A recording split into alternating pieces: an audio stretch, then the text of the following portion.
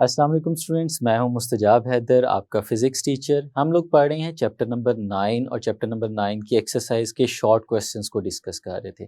हमने पहले 5 short questions अपने प्रीवियस लेक्चर में देख लिए थे। आज हम रिमेनिंग शॉर्ट क्वेश्चंस को डिस्कस करेंगे। तो चलें वाइट बोर्ड की तरफ चलते हैं और आज के लेक्चर का आगाज़ करते हैं। तो स्टूडेंट्स चलते हैं अपनी एक्सरसाइज के नेक्स्ट क्वेश्चन की तरफ जो कि है 9.6। स्टेटमेंट आपके सामने लिखी हुई है, an oil film spreading over a wet footpath shows colours, explain how does it happen. Students पूछा ये जा रहा है कि अगर एक वेट फुटपाथ हो और उस वेट फुटपाथ के ऊपर अगर ऑयल गिर जाए तो उस ऑयल के ऊपर हमें डिफरेंट कलर्स क्यों नज़र आते हैं। तो स्टूडेंट्स हम लोगों ने ये चीज़ इंटरफेरेंस इन थिन फिल्म वाले आर्टिकल में पढ़ी थी। लेट्स सपोज ये हमारे पास यहाँ पे एक फुटपाथ है। तो स्टूडेंट्स फुटपाथ अगर वेट होगी तो वेट फुटपाथ का मतलब है कि उसके ऊपर एक बारीक सी लेयर मौजूद होगी वाटर की। तो लेट्स सपोज स्टूडेंट्स ये फुटपाथ है और उसके ऊपर वाटर की एक लेयर यहाँ पे हमें नज़र आ रही है। इसी तरह से अगर इसके ऊपर एक ऑयल गिर जाए, ऑयल की फिल्म आ जाए, तो अगर ऑयल की फिल्म इसके ऊपर आती है तो स्टूडेंट्स इस तरह से एक और लेयर इसके ऊपर बारीक सी बन जाएगी। हम लोग जानते हैं कि हमारे पास जो ऑयल है वो वाटर के अंदर डिज़ोल्व नहीं होता। अगर ऑयल वाटर के ऊपर गिरेगा तो एक अलग सी फिल्म बना लेगा। तो स्टूडेंट्स इस तरह से एक बारीक सी फिल्म बन जाती है वाटर के ऊपर ऑयल की। अब अगर इस तरह से हो कि अगर लाइट की एक वेव इसके ऊपर आके गिरे तो स्टूडेंट्स इस तरह से करके वो स्ट्राइक करेगी अपर ऑयल की लेयर के ऊपर। लेकिन स्टूडेंट्स हम लोग जानते हैं कि लाइट जब भी किसी ट्रांसपेरेंट सरफेस के ऊपर गिरती है तो लाइट का कुछ हिस्सा तो रिफ्लेक्ट हो जाता है। इस तरह से करके स्टूडेंट्स कुछ हिस्सा इसका रिफ्लेक्ट हो जाएगा और इसका कुछ हिस्सा रिफ्रैक्ट हो जाता है और वो मीडियम के अंदर एंटर हो जाता है। तो वो इस ऑयल फिल्म के अंदर एंटर हो जाएगा और आगे जाएगा और नीचे यहाँ पे जो वाटर का सरफेस है वो उस वाटर के सरफेस पे टकराएगा। अब यहाँ पे भी वही दो काम होंगे कि इसका कुछ हिस्सा तो रिफ्लेक्ट होके नीचे चला जाएगा फुटपाथ की तरफ, लेकिन इसका कुछ हिस्सा यहाँ से रिफ्लेक्ट होके वापस ऊपर की तरफ आएगा और फिर वो यहाँ से बाहर निकल जाएगा। अब स्टूडेंट्स हम लोग देख सकते हैं कि एक रे जब यहाँ से आई थी तो उसका एक हिस्सा अपर पार्ट से रिफ्लेक्ट हो गया और एक हिस्सा लोअर नीचे वाटर की सरफेस से रिफ्लेक्ट हो गया। अब ये जो दो हिस्से हैं ये सुपर इम्पोज हो सकते हैं। यहाँ पे अगर हम लोग देखते हैं तो हमें ये दोनों एक दूसरे से काफ़ी फासले पे नज़र आ रहे हैं। लेकिन स्टूडेंट्स ये जो लेयर है हमारे पास ऑयल की जो वाटर के ऊपर बनी है, इस लेयर की जो थिकनेस है वो बहुत कम होती है।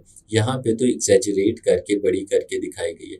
जब ये थिकनेस कम होगी तो ये वेव्स जो यहाँ पे हमें नज़र आ रही हैं ये इस तरह से जो लाइट की वेव्स हैं ये बहुत ज़्यादा एक दूसरे के करीब होंगी। और करीब होने का मतलब ये है कि ये ओवरलैप कर रही होंगी, सुपर इम्पोज कर रही होंगी। तो स्टूडेंट्स इस सुपर पोजिशन की वजह से इंटरफेरेंस हो सकती है और वो इंटरफेरेंस कॉज कर सकती है इन कलर्स को जो हमें वहां पे नजर आते हैं। तो स्टूडेंट्स अगर इसका हम लोग आंसर लिखना चाहें तो वन लाइनर आंसर क्या हो सकता है, this happens this happens due to interference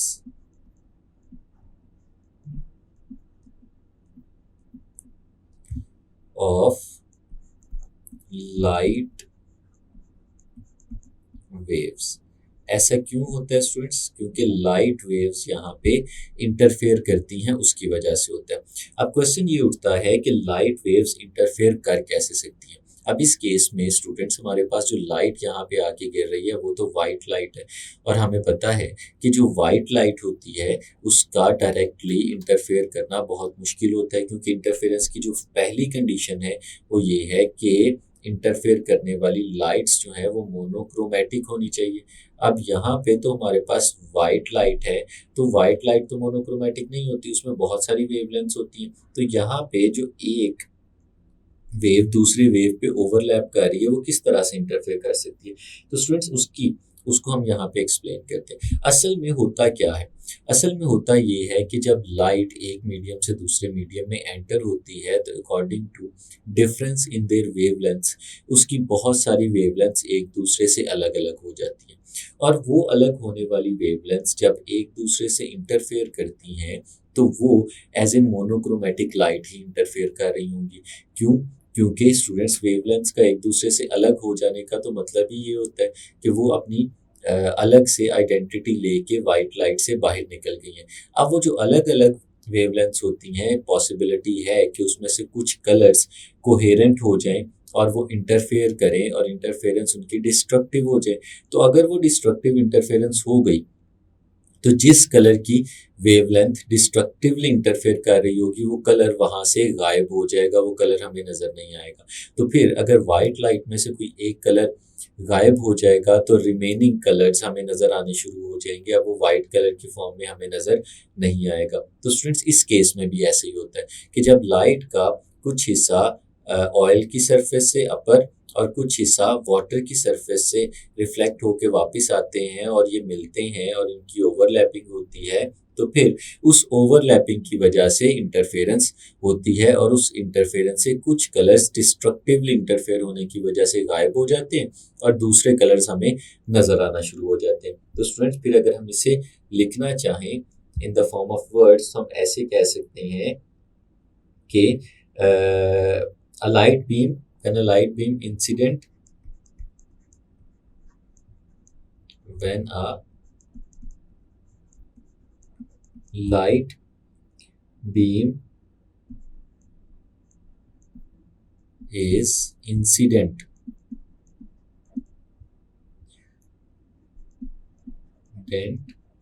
on the upper surface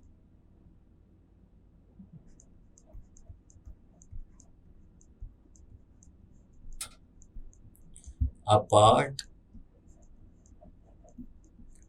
of it is reflected back and a part of it reflects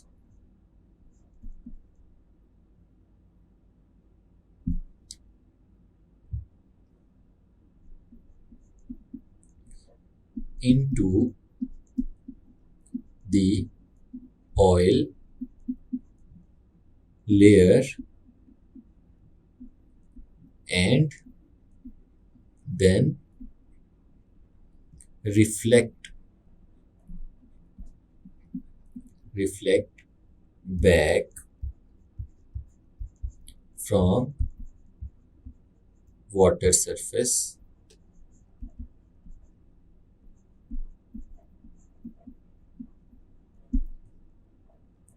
these two waves then interfere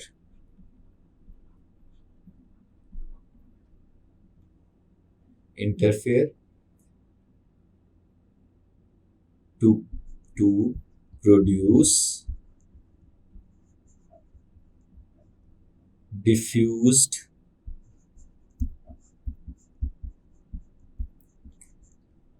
colored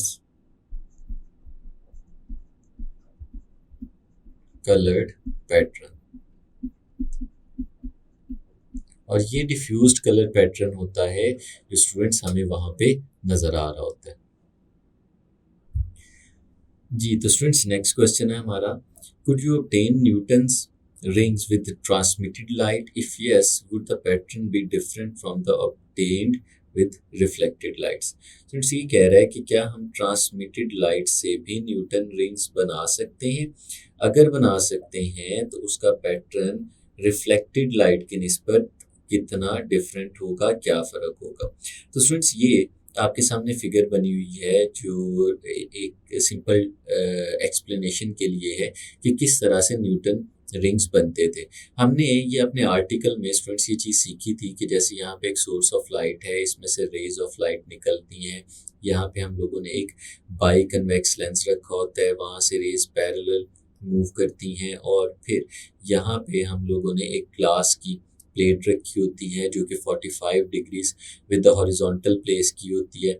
जब light यहाँ पे आके इससे टकराती है तो कुछ हिस्सा इसका लाइट का रिफ्लेक्ट होके नीचे चला जाता है, इस तरह से जैसे यहाँ पे नज़र आ रहा है।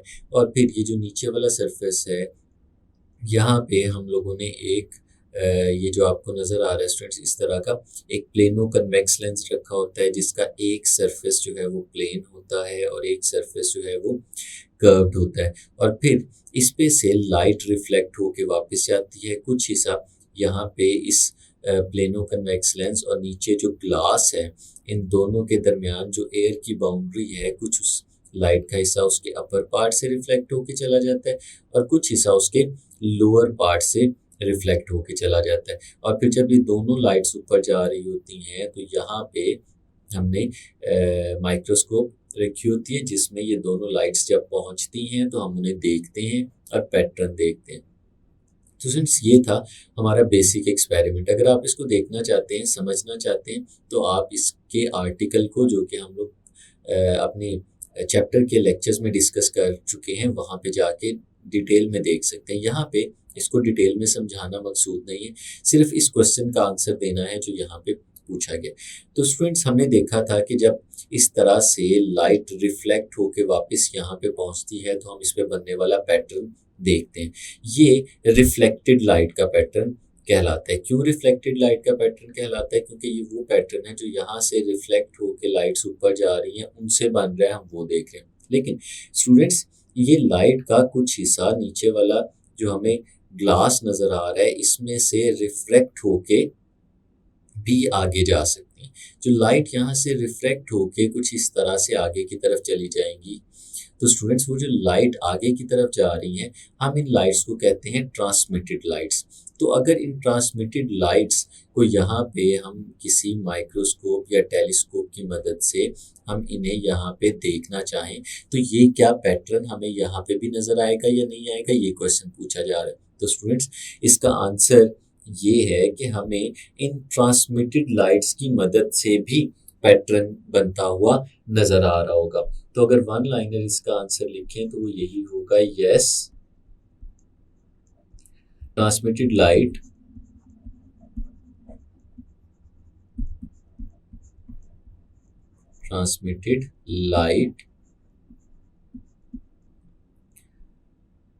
will also produce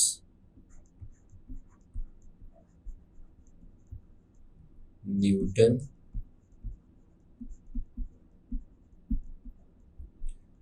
rings. Transmitted light से भी न्यूटन के रिंग्स बनेंगे, लेकिन फर्क क्या आएगा, क्या डिफरेंस होगा? तो स्टूडेंट्स, हम लोगों को याद रखना है कि जो ट्रांसमिटेड लाइट होती है उससे जो पैटर्न है वो रिवर्स हो जाएगा। The pattern obtained from transmitted light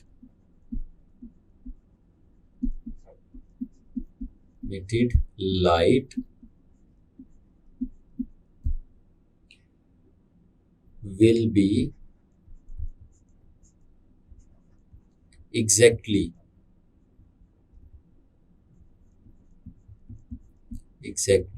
opposite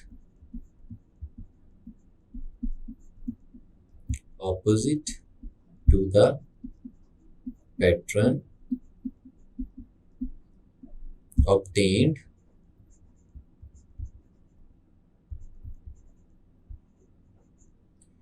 from reflected light। Pattern students बिल्कुल ऑपोजिट हो जाएगा। किस तरह से? हम लोगों ने ये सीखा था कि जब रिफ्लेक्टेड लाइट से पैटर्न बनता हुआ हम लोग देखते हैं तो पैटर्न कुछ इस तरह से बनता है कि बिल्कुल सेंटर में एक हमारे पास डार्क रिंग बनता है, उसके बाद एक ब्राइट रिंग होता है, उसके बाद फिर एक डार्क रिंग होता है, फिर एक ब्राइट रिंग होता है, और फिर इस तरह से ऑल्टरनेटिवली हमें ब्राइट और डार्क रिंग्स नज़र आते जाते हैं। ये उस वक्त होता है जब हम पैटर्न को देखते हैं फ्रॉम रिफ्लेक्टेड लाइट। तो स्टूडेंट्स, अगर हम लोग इस पैटर्न को देखें थ्रू ट्रांसमिटेड लाइट, तो ये पैटर्न एग्जैक्ट ऑपोजिट होगा इस तरह से कि इसके बिल्कुल सेंटर में हमारे पास ब्राइट रिंग बनेगा, जैसे ये आपको सेंटर में नज़र आ रहा है। फिर डार्क होगा, फिर हमारे पास ब्राइट होगा, फिर डार्क होगा, फिर ब्राइट होगा। यानी अगर हम डिफरेंस देखना चाहें तो डिफरेंस यहाँ से देख सकते हैं कि इसका सेंट्रल रिंग जो है वो डार्क है और इसका सेंट्रल रिंग जो है वो हमारे पास ब्राइट है। यानी ट्रांसमिटेड लाइट के केस में जो न्यूटन्स रिंग्स बनते हैं वो रिफ्लेक्टेड लाइट की निस्बत एग्जैक्टली ऑपोजिट होते हैं, और इसको जो देखने का तरीका है वो सेंट्रल ब्राइट और सेंट्रल डार्क रिंग से देखा जा सकता है। नेक्स्ट क्वेश्चन स्टूडेंट्स हमारे पास 9.8 लिखा हुआ है। In white light spectrum obtained with diffraction grating, the third order image of wavelength coincides with fourth order image of second wavelength. Calculate the ratio of the two wavelengths. तो students, एक तो third order image है हमारे पास और एक हमारे पास fourth order image है, और ये दोनों हमें कहाँ से मिल रहे हैं? ये दोनों हमें मिल रहे हैं डायफ्रैक्शन ग्रेटिंग में से पास होने के बाद। तो हमें इनकी वेवलेंथ्स की रेशो यहाँ पे फाइंड आउट करनी है। तो स्टूडेंट्स, हमें पता है ग्रेटिंग इक्वेशन के बारे में। वी नो दैट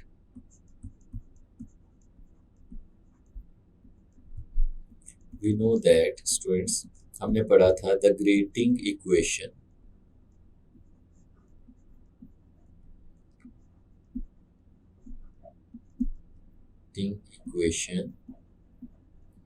हम लोगों ने वो इक्वेशन याद की थी अपने आर्टिकल के दौरान जब हम उसे पढ़ रहे थे कि d sine of angle theta is equal to n times lambda.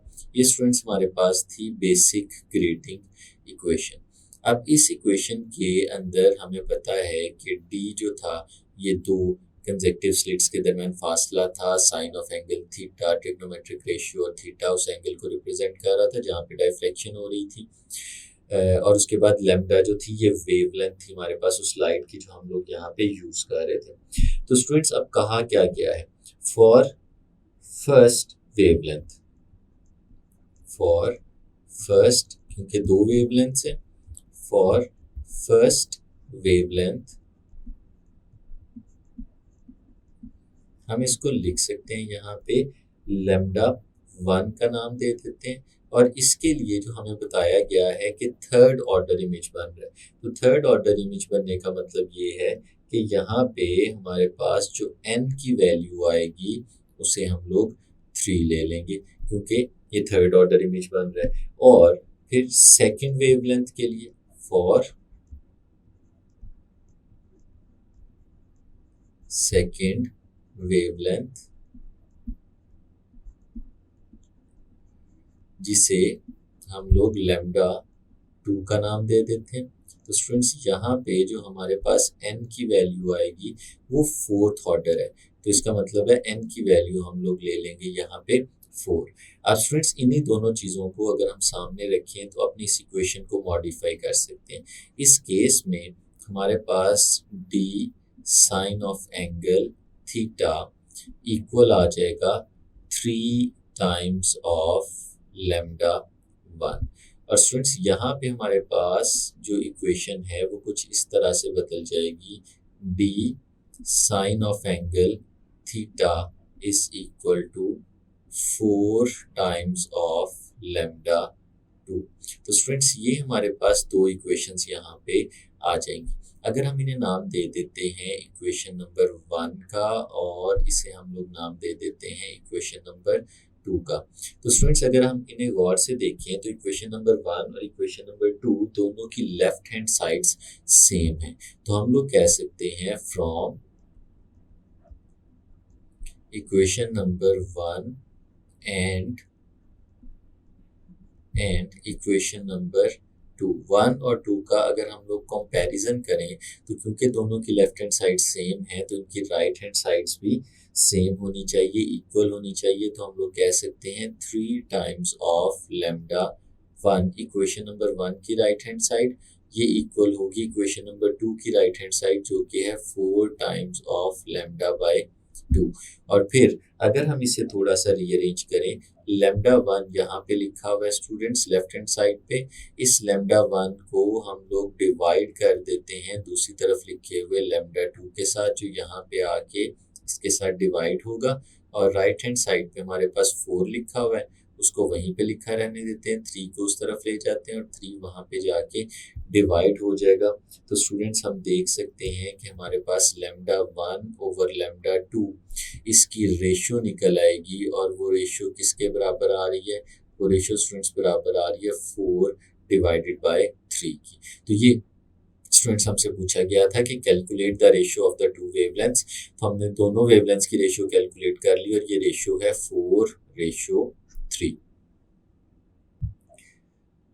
Next question students हमारा 9.9 है, how would you manage to get more orders of spectra using a grating. हमें ये बताना है कि अगर हम लोग ग्रेटिंग यूज़ करते हैं तो उस यानी डायफ्रैक्शन ग्रेटिंग यूज़ करते हैं तो उससे ज़्यादा स्पेक्ट्रा कैसे बना सकते हैं। तो स्टूडेंट्स हमें पता है, वी नो दैट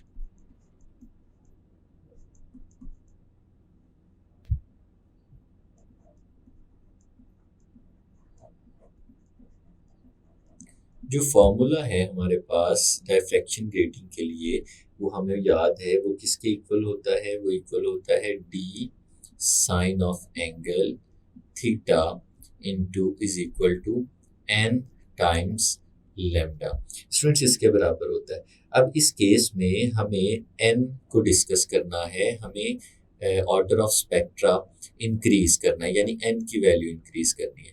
तो स्टूडेंट्स अगर एन के लिए हम इस इक्वेशन को सॉल्व करते हैं, एन को एक तरफ रखते हैं, बाकी सारे जो फैक्टर्स हैं उन्हें उठा के दूसरी तरफ ले जाते हैं, तो एन स्टूडेंट्स हमारे पास इक्वल आता है d sine of angle theta divided by lambda. ये स्टूडेंट्स इस तरह की इक्वेशन हमारे पास बनती है। अब स्टूडेंट्स अगर हम लोग चाहते हैं कि n की वैल्यू इंक्रीज हो जाए, n की वैल्यू बढ़ जाए, तो स्टूडेंट्स 3 चीज़ें हमें यहाँ पे नज़र आ रही हैं जो कंट्रोल करेंगी n को। एक d है, एक साइन ऑफ एंगल थीटा है और फिर एक लैम्डा है। d हमारे पास यहाँ पे कांस्टेंट है क्योंकि डायफ्रैक्शन ग्रेटिंग को हम लोग चेंज नहीं कर रहे। अब यहाँ पे साइन ऑफ एंगल थीटा है। अब अगर n की वैल्यू को मैक्सिमाइज करना है तो साइन ऑफ एंगल थीटा की वैल्यू को भी मैक्सिमाइज करना पड़ेगा और हमें पता है कि साइन थीटा की जो मैक्सिमम वैल्यू होती है वो 1 होती है। तो साइन थीटा हमारे पास इस केस में 1 के इक्वल होना चाहिए। और फिर स्टूडेंट्स यहाँ से अगर हम लोग थीटा की वैल्यू निकालते हैं तो साइन इनवर्स ऑफ 1 आ जाता है। और स्टूडेंट्स हमें पता है साइन इनवर्स ऑफ 1 90 डिग्री होता है, यानी यहाँ पे हमें जो एंगल मिल जाता है वो 90 डिग्री का एंगल मिल जाता है।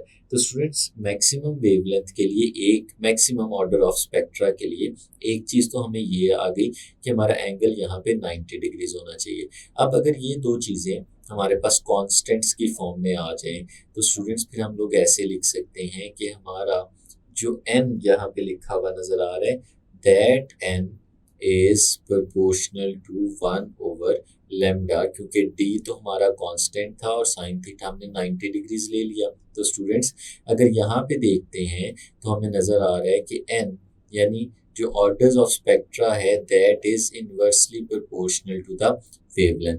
यानी अगर हम चाहते हैं कि हमारे n की वैल्यू ज़्यादा हो जाए, n इंक्रीज हो जाए, तो हमें वेवलेंथ को डिक्रीज करना पड़ेगा क्योंकि इनके दरमियान यहाँ पे इनवर्स रिलेशन है। तो स्टूडेंट्स फिर हम लोग ये चीज़ यहाँ पे लिख सकते हैं bye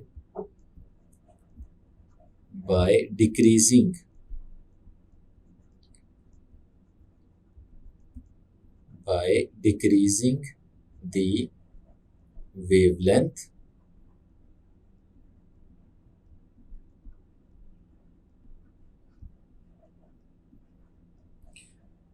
we can obtain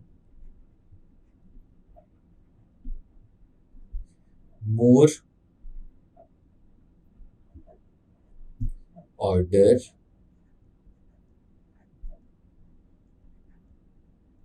of spectra.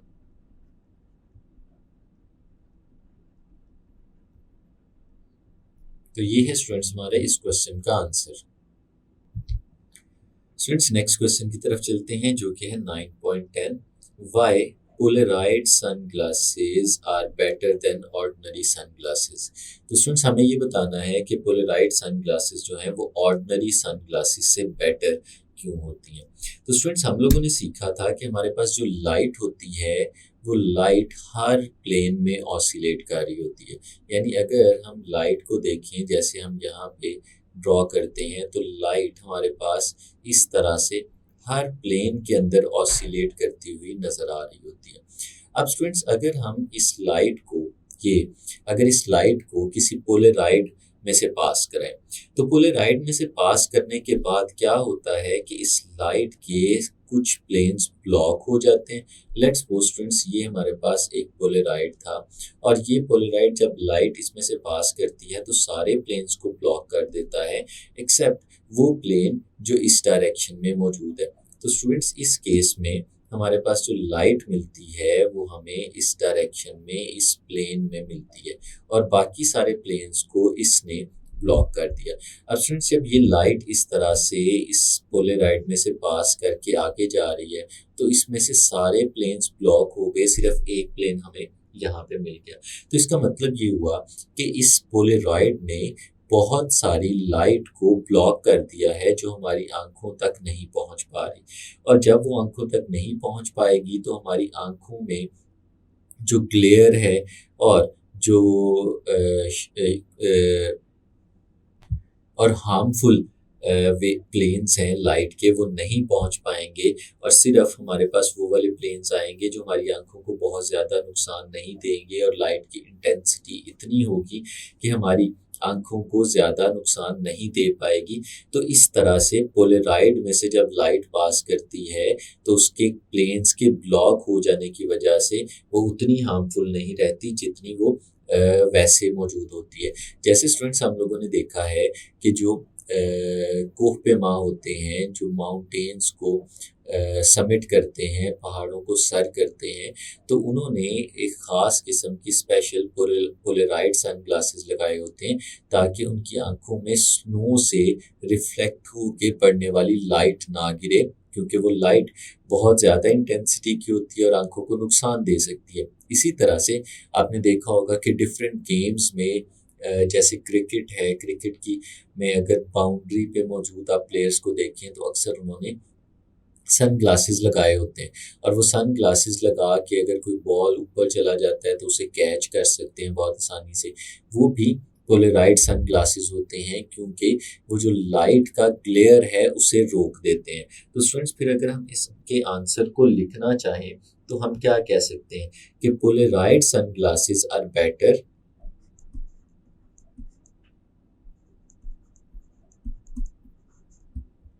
polarized sunglasses are better because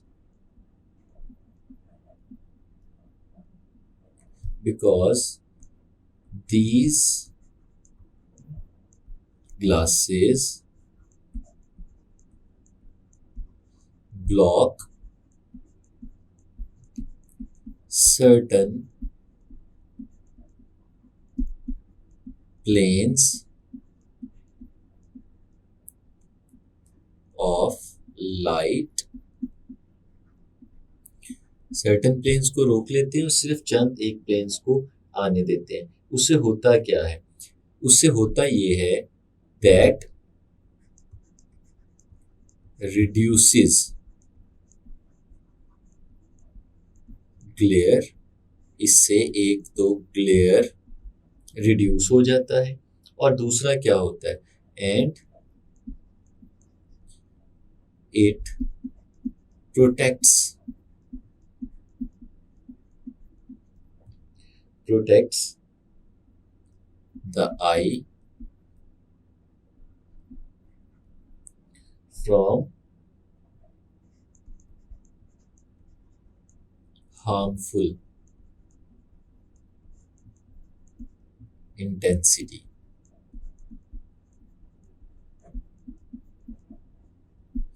तो स्टूडेंट्स बेसिकली पोलराइड सनग्लासेस क्या करते हैं कि लाइट के सर्टन प्लेन्स को ब्लॉक कर देते हैं, सिर्फ चंद एक प्लेन्स को आगे जाने देते हैं, जिसकी वजह से हमारे पास क्या होता है कि ग्लेयर रिड्यूस हो जाता है, इंटेंसिटी वो वाली रह जाती है जो हार्मफुल नहीं रहती, और हम ज़्यादा लाइट को प्रोसेस करके अपनी आंखों तक पहुंचा सकते हैं। स्टूडेंट्स नेक्स्ट क्वेश्चन है हमारा, how would you distinguish between unpolarised and plane polarised light. हम किस तरह से एक अनपोलराइज्ड और प्लेन पोलराइज्ड लाइट के दरमियान फ़र्क कर सकते हैं। तो स्टूडेंट्स बड़ी आसान सी चीज़ है, कंसिडर करें हमारे पास यहाँ पे एक ऐसी लाइट है जो सिर्फ दो प्लेन्स में ऑसिलेट कर रही है। सिर्फ अंडरस्टैंड करने के लिए हम इसे इस तरह से ले रहे हैं। स्टूडेंट्स ये दो प्लेन्स में ऑसिलेट कर रही है, एक हॉरिजॉन्टल प्लेन है और एक वर्टिकल प्लेन है।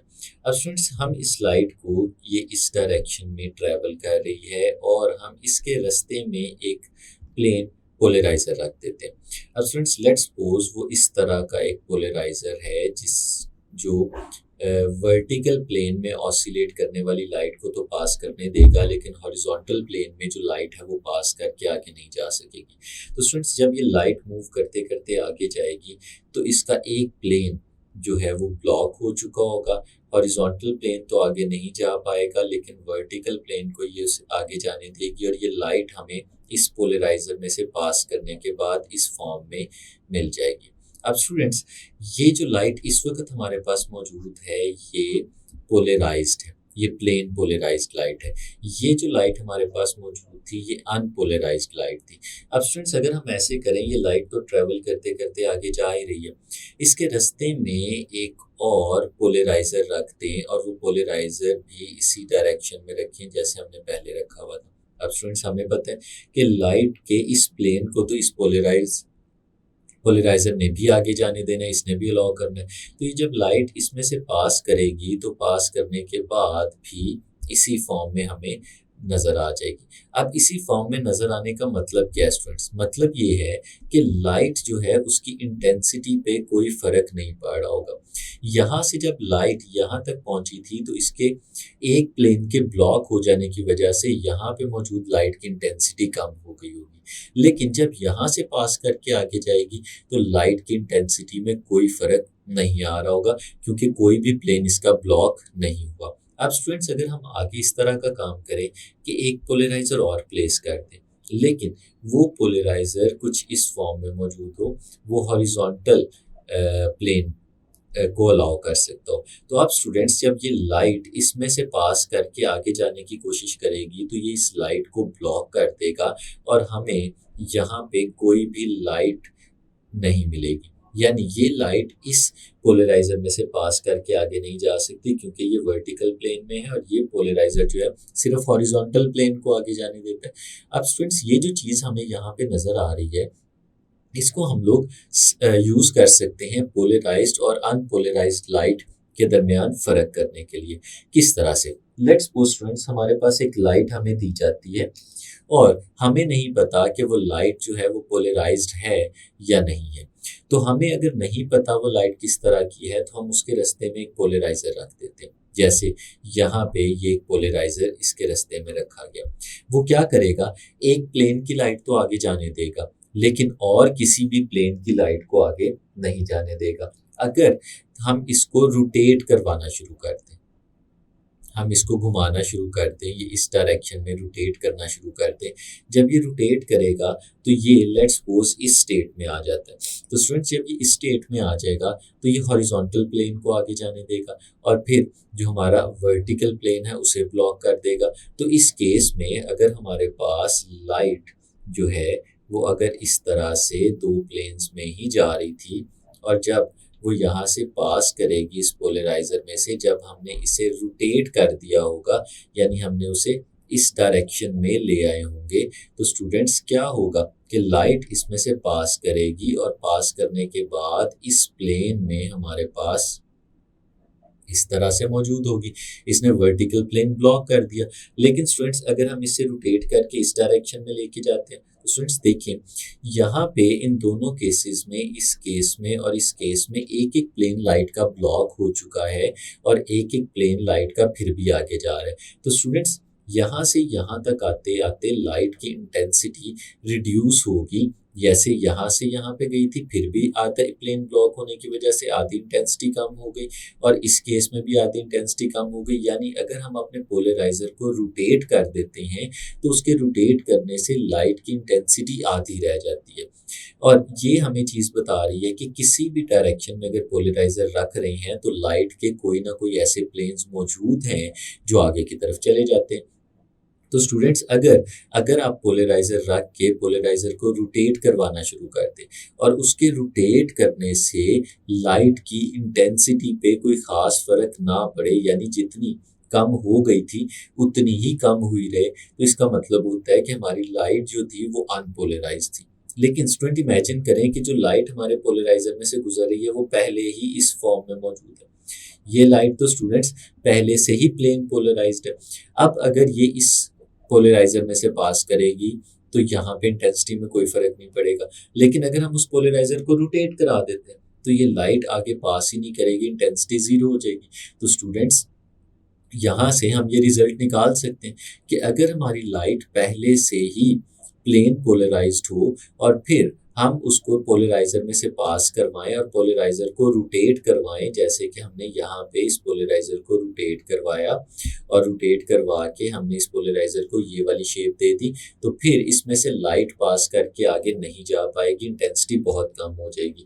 तो इसका क्या मतलब होगा? इसका मतलब होगा कि ये लाइट पहले से ही प्लेन पोलराइज थी। तो स्टूडेंट्स फिर हम लोग इसको किस तरह से कह सकते हैं कि अगर लाइट को किसी पोलराइजर में से पास करवाएं और पोलराइजर को रोटेट करवाने पे लाइट की इंटेंसिटी पे फर्क ना पड़े, तो इसका मतलब है कि लाइट जो है वो अनपोलराइज्ड है। लेकिन लाइट को अगर हम पोलराइजर में से पास करवाएं और फिर उसे रोटेट करवाने पे लाइट की इंटेंसिटी कम हो जाए या अल्टीमेटली जीरो हो जाए, तो इसका मतलब है कि वो लाइट पहले से ही पोलराइज थी और आपने पोलराइजर को रोटेट करवा के उसके उस प्लेन को भी ब्लॉक कर दिया जिस प्लेन में वो लाइट पास कर रही थी। इस वजह से हम ये कहते हैं कि लाइट जो है वो प्लेन पोलराइज्ड है। तो स्टूडेंट्स फिर हम इसको लिख भी सकते हैं इसी तरह से। किस तरह से लिखेंगे? इफ द ट्रांसमिटेड लाइट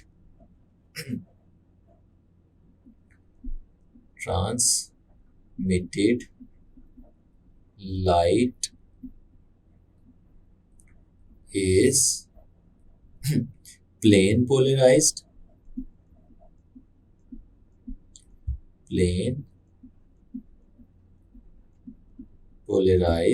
यानी अगर वो पहले से प्लेन पोलराइज्ड है, it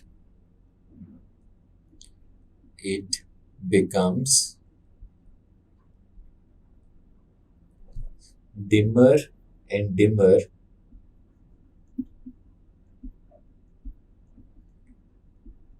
and dimmer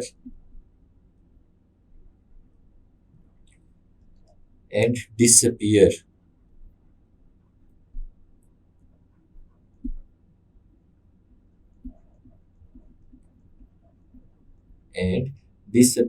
at certain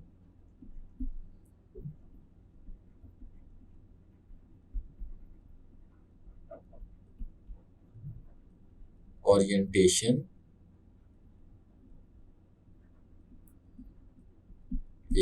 of polarization।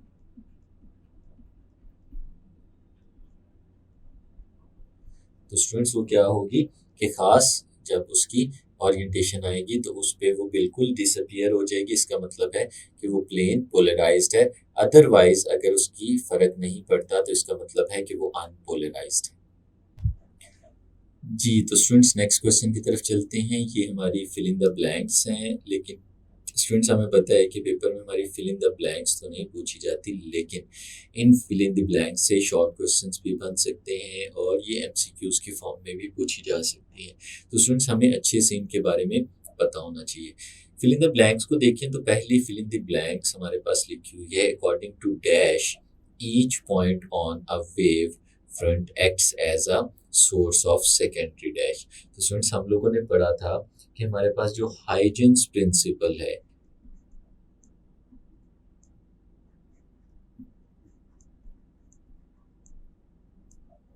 Huygens principal,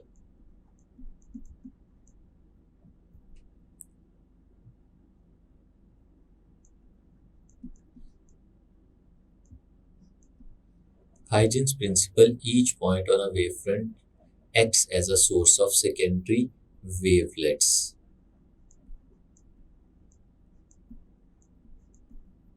students हमें हाइजन बताता था कि जब भी हमारे पास कोई भी नया वेव फ्रंट बनाना है तो उसने वेव फ्रंट बनाने के लिए हमें ये कंसीडर करना है कि पुराने वेव फ्रंट के ऊपर जितने भी पॉइंट्स हैं वो सारे एज ए सोर्स बिहेव करना शुरू कर देते हैं सेकेंडरी वेवलेट्स के लिए। तो ये स्टूडेंट्स इसका पहले के दोनों फिल इन द ब्लैंक्स थी।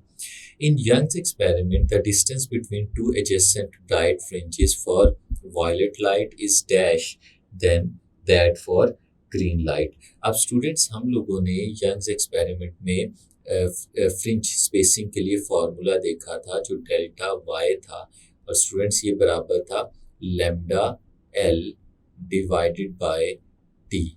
और स्टूडेंट्स इसके अंदर हमारे पास अगर लाइट की बात करें तो फ्रिंज स्पेसिंग और वेवलेंथ ऑफ लाइट के दरमियान डायरेक्ट रिलेशन नज़र आ रहा है। जितनी वेवलेंथ कम होगी उतनी ही फ्रिंज स्पेसिंग भी कम होती जाएगी, फ्रिंजेस के दरमियान फासला कम होता जाएगा। तो in Young's experiment the distance between two adjacent bright fringes for violet light and green light, students comparison किया जा रहा है वायलेट लाइट का और ग्रीन लाइट का। और स्टूडेंट्स हम लोगों को पता है कि विजिबल रेंज के अंदर वायलेट लाइट की वेवलेंथ सबसे कम होती है, ग्रीन लाइट की इससे ज़्यादा होती है। तो अगर वेवलेंथ कम है तो फ्रिंज स्पेसिंग के दरमियान फ्रिंज स्पेसिंग भी कम है, यानी फ्रिंजेस के दरमियान फासला भी कम होगा। तो स्टूडेंट्स फिर वायलेट लाइट के केस में हमारे पास जो डिस्टेंस है वो स्मॉलर होगा than that for green light. तो स्टूडेंट्स इस फिल इन द ब्लैंक्स में हमारे पास स्मॉलर आ जाएगा। ठीक है स्टूडेंट्स, आगे चलते हैं। थर्ड है the distance between bright fringes in the interference pattern dash as the wavelength used increases. अगर वेवलेंथ बढ़ती है तो फिर फ्रिंजेस के दरमियान डिस्टेंस क्या होता है? स्टूडेंट्स डायरेक्ट रिलेशन है, वेवलेंथ ज़्यादा होगी तो डिस्टेंस भी ज़्यादा हो जाएगा। तो फिर हम लोग यहाँ पे क्या लिखेंगे? यहाँ पे हम लोग को हमें लिखना चाहिए कि this distance between bright fringes in interference pattern increases.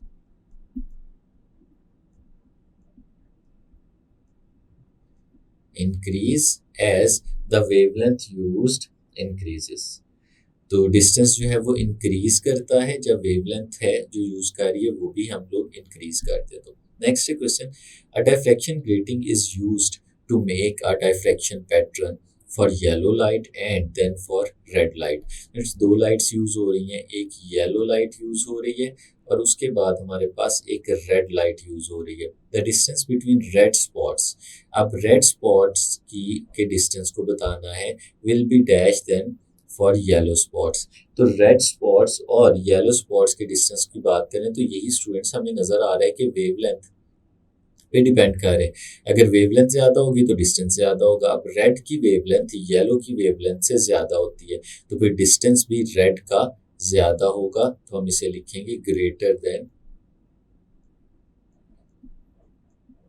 Then that for yellow spots. Students आगे चलते हैं। The phenomena of polarization of light reveals that light waves are transverse waves.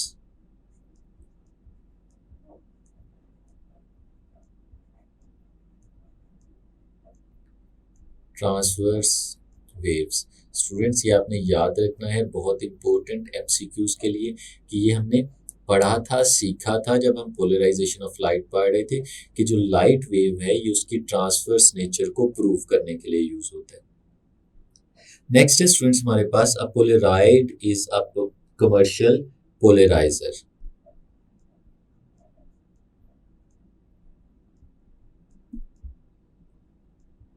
Polaroid क्या होता है स्टूडेंट्स? ये कमर्शियल पोलराइजर होता है।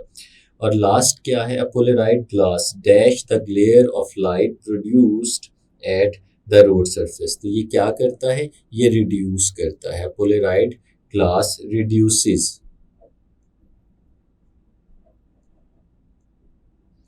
reduces the glare of light produced at the road surface।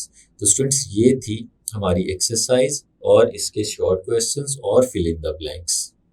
तो ये था स्टूडेंट्स हमारा आज का लेक्चर, जिसमें हम लोगों ने 9.6 से ऑनवर्ड्स रिमेनिंग शॉर्ट क्वेश्चंस को डिस्कस किया। उम्मीद है आपको अच्छे से समझ आई होगी। नेक्स्ट लेक्चर में मिलेंगे, तब तक के लिए इजाज़त दीजिए। अल्लाह हाफिज़।